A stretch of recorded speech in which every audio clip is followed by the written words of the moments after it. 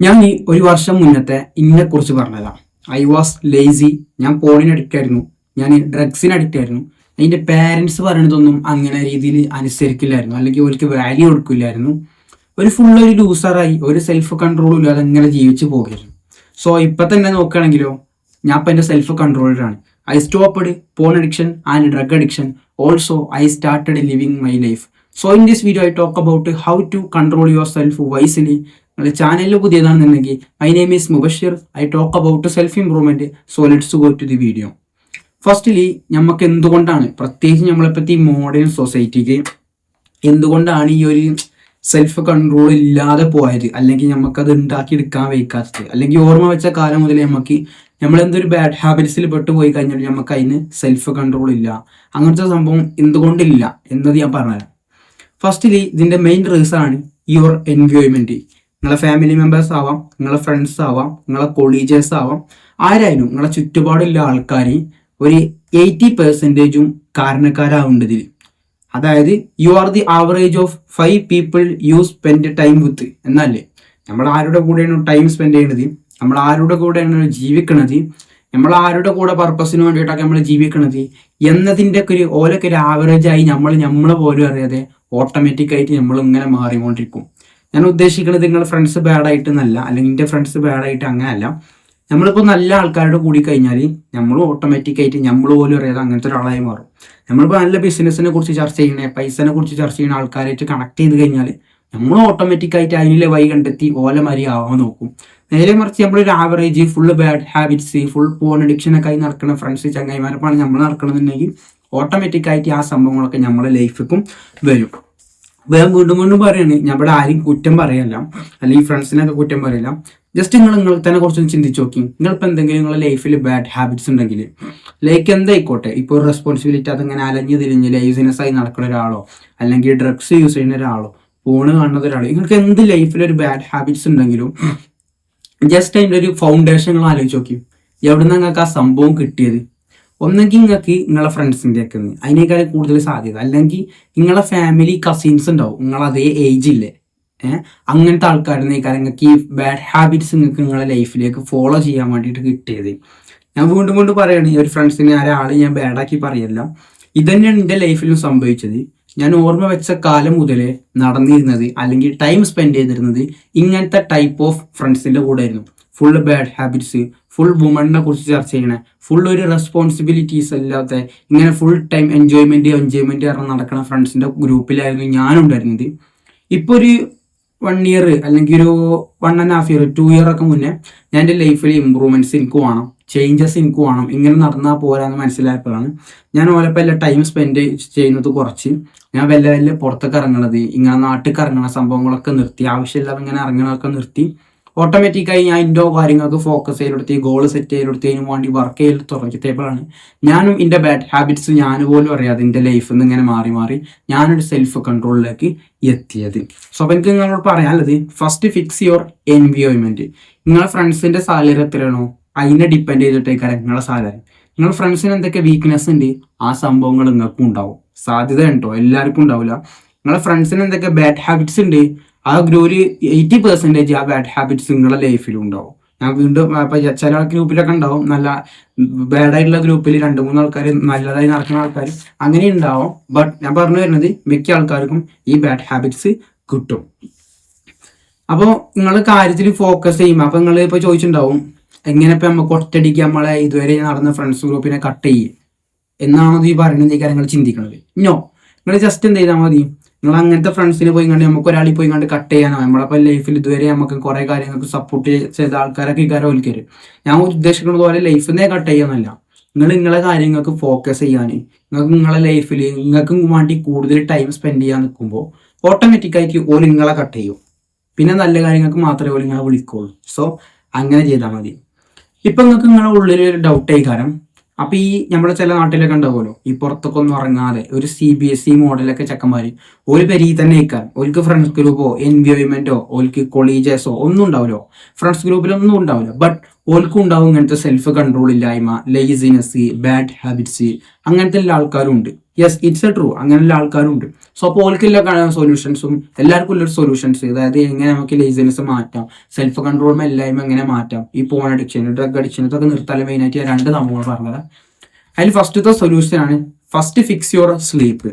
നമുക്ക് ലേസിനെസ്, ഞാൻ നേരത്തെ പറഞ്ഞ മാതിരി ഈ സംഭവങ്ങൾ, ഒരു നല്ലൊരു ഡിസിഷൻ ഇല്ലാത്തത്, ലൈഫിന് പർപ്പസ് ഇല്ലാത്തത്, അതുപോലെ തന്നെ നമുക്കൊരു ഡിസിപ്ലിൻ ആവാൻ പറ്റാത്തത്, ലേസിനെസിന്റെ കാരണം, ഒരു സെൽഫ് കൺട്രോൾ ഇല്ലായ്മ, ഒരു ഫുള്ള് ക്ഷീണം, ഇങ്ങനത്തെ ഒക്കെ തോന്നാനുള്ള കാരണം, ഇതിൻ്റെയൊക്കെ ഒരു കാരണക്കാരനായി 90% വരെ എടുക്കാറ് നമ്മുടെ സ്ലീപ്പ് കൊണ്ടാണ്. ഞാൻ പറഞ്ഞു തന്നെ, അതായത് നമുക്കൊരു ക്വാളിറ്റി ഓഫ് സ്ലീപ്പ് ഇല്ലാത്ത ഒരാൾക്ക് ഡിസിഷൻ മേക്ക് ചെയ്യാൻ വയ്ക്കൂല, ഡിസിപ്ലിൻ ആയിരിക്കാൻ വയ്ക്കൂല, ഓനിക്ക് നല്ല രീതിയിൽ ഒരു അറ്റൻഷൻ സ്പാൻ ഉണ്ടാവില്ല, ഓന് ഫുൾ ടൈം ഒരു ക്ഷീണം, അങ്ങനത്തെ ഒരു ആൾക്കാരേക്കാരം.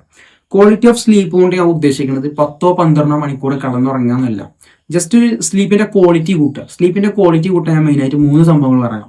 ഫസ്റ്റത്തേണ് eat dinner 3 hours before you sleep. Minimum നിങ്ങൾ ഉറങ്ങാൻ പോകുന്നതിന് മുന്നേ ഒരു 2 മണിക്കൂർ അല്ലെങ്കിൽ 3 മണിക്കൂർ മുന്നേ എന്ത് ചെയ്യുക, ഡിന്നർ കഴിക്കുക.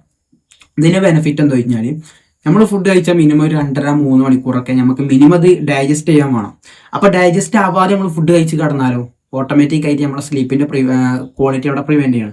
അപ്പൊ എന്ത് ചെയ്യാം, മിനിമം ഇങ്ങനെ ഫുഡ് കഴിച്ചാൽ അതൊന്ന് ഡൈജസ്റ്റ് ആയാലും ടൈം കൊടുത്തിട്ട് എന്ത് ചെയ്യാം, സ്ലീപ്പൊക്കെ പോകുക. ഇപ്പൊ ഒരു 10 മണിക്കൊക്കെ ഉറങ്ങാനിരിക്കുന്ന ഒരാളാണെന്നുണ്ടെങ്കിൽ ഒരു 7 കൂടി ഡിന്നർ കഴിക്കാൻ നോക്കുക. പിന്നെ രണ്ടാമത്തെ സംഭവമാണ് cut all types of artificial screens including phone, laptop, TV, ഇങ്ങനത്തെ മൊബൈൽ കുറെ സംഭവങ്ങളുണ്ടല്ലോ. ഇങ്ങനത്തെ സംഭവങ്ങളിൽ നിന്നൊക്കെ നമുക്കൊരു മൊബൈൽ, ഇങ്ങനത്തെ സംഭവങ്ങളിൽ നിന്നൊക്കെ നമുക്കൊരു ബ്ലൂ ലൈറ്റ് നമ്മുടെ കണ്ണിലൂടെ ബ്രെയിൻ അടിക്കുന്നുണ്ട്. ഇത് നമ്മളെ സ്ലീപ്പിന്റെ നല്ല രീതിയിൽ പ്രിവെന്റ് ചെയ്യുന്നുണ്ട്, സ്ലീപ്പിന്റെ ക്വാളിറ്റിനെ. അപ്പം മിനിമം ഉറങ്ങാൻ പോകണമെങ്കിൽ ഒരു 1 hour മുന്നെങ്കിലും ഇങ്ങനത്തെ സംഭവങ്ങളൊക്കെ നിർത്തിയിട്ട് ഒരു സ്ലീപ്പിനുള്ള പ്രിപ്പയർനെസ്, ചെറിയൊരു ബുക്കൊക്കെ വായിച്ചിട്ട് സ്ലീപ്പിനുള്ള പ്രിപ്പയർനെസ് ഒക്കെ എടുക്കുക. മൂന്നാമത്തെ സംഭവമാണ് make your room cool and dark. Room എന്ത് ചെയ്യുക, കുറച്ചും കൂടി ഒരു തണുപ്പൊക്കെ ആക്കി, ഫുൾ ഇരുട്ടാക്കി, അങ്ങനെ ഒന്നുകൂടി ആക്കി നമുക്ക് ഒന്നുകൂടി സ്ലീപ്പിലേക്ക് നല്ല രീതിയിൽ പോകാൻ പറ്റും. അപ്പോൾ എയർ കണ്ടീഷനൊക്കെ ഉണ്ടെങ്കിൽ ഒന്നുകൂടി ബെറ്റർ ആവും. പിന്നെ റൂമൊക്കെ എന്ത് ചെയ്യുക, ഒന്ന് ഡാർക്ക് ആക്കാം. അപ്പൊ അതാണ് ഫസ്റ്റത്തെ സൊല്യൂഷൻ, ഫിക്സ് യുവർ സ്ലീപ്പ്. നിങ്ങൾക്ക് നല്ലൊരു സ്ലീപ്പ് ഉണ്ടെന്നുണ്ടെങ്കിൽ നിങ്ങളെ ലൈഫിന് ഒരു ക്ലാരിറ്റി കിട്ടും, നല്ല ഡിസിഷൻ എടുക്കാൻ വയ്ക്കും. സ്ലീപ്പ് തൊടാത്തൊരു ഏരിയ ഇല്ല. നമ്മൾ മസിൽ വളരുന്നതായാലും നമുക്ക് നല്ല രീതിയിൽ നമ്മളെ മുഖത്തിന് എന്തൊക്കെയും അങ്ങനത്തെ കുറേ സംഭവങ്ങൾ നമുക്ക് സ്ലീപ്പ്, ഞാൻ അത്ര ഡീപ്പായിട്ട് പോകണില്ല, മെയിനായിട്ട് പറയാണ് ഫിക്സ് യുവർ സ്ലീപ്പ്. മിനിമം എന്ത് ചെയ്യുക, ഒരു 7 to 9 hours quality of sleep ഉണ്ടാക്കി എടുക്കാൻ പറ്റുക നോക്കുക. ഈ സ്ലീപ്പിന്റെ മുന്നേ ഞാൻ പറഞ്ഞ 3 സംഭവങ്ങൾ എന്ത് ചെയ്യുക, ഫോളോ ചെയ്യാൻ നോക്കുക. പിന്നെ എന്ത് ചെയ്യുക, മിനിമം ഡെയിലി ഒരു സമയത്ത് ഉറങ്ങാനും ഡെയിലി ഒരു സമയത്ത് എണീക്കാനും നോക്കുക. ഇതും നമുക്ക് നല്ല രീതിയിൽ നമ്മളെ ബോഡിക്ക് ആവശ്യമുള്ള സംഭവമാണ്. സോ രണ്ടാമത്തെ സൊല്യൂഷനാണ് നിങ്ങളെ ലൈഫിന്റെ പർപ്പസ് കണ്ടെത്തുക എന്നുള്ളത്.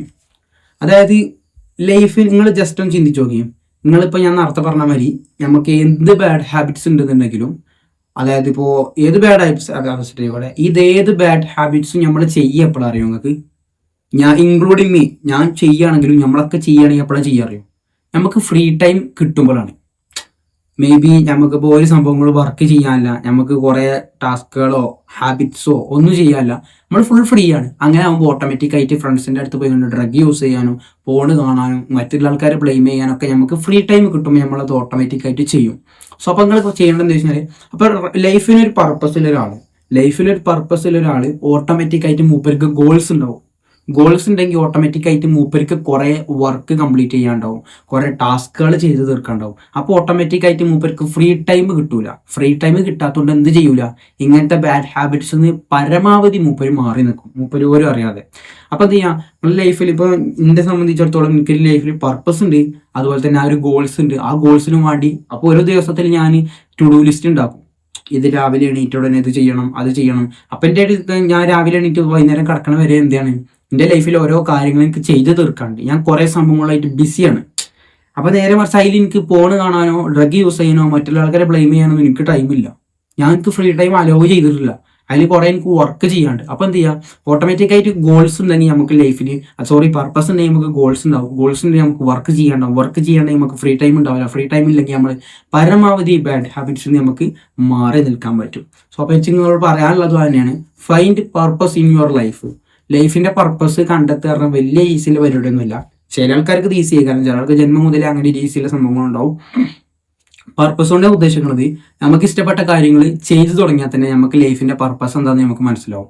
ലൈക്ക് നിങ്ങൾക്ക് നല്ല രീതിയിൽ ഇതിപ്പോൾ ഒന്നും ഇല്ലാത്തൊരാളെന്നുണ്ടെങ്കിൽ ഫസ്റ്റ് തന്നെ പോയി ഗോൾ സെറ്റ് ചെയ്യണേ പകരം എന്ത് ചെയ്യാം, നിങ്ങളെ പർപ്പസ് കണ്ടെത്താൻ വേണ്ടിയിട്ട് നല്ല രീതിയിൽ ഫുഡ് കഴിച്ചു തുടങ്ങാം, നല്ലൊരു ഡയറ്റ് പ്ലാൻ ചെയ്ത് തുടങ്ങാം, ജിമ്മിക്ക് പോയി തുടങ്ങാം, ഫാമിലി പറയുന്നത് ടേക്ക് കെയർ ചെയ്യാം.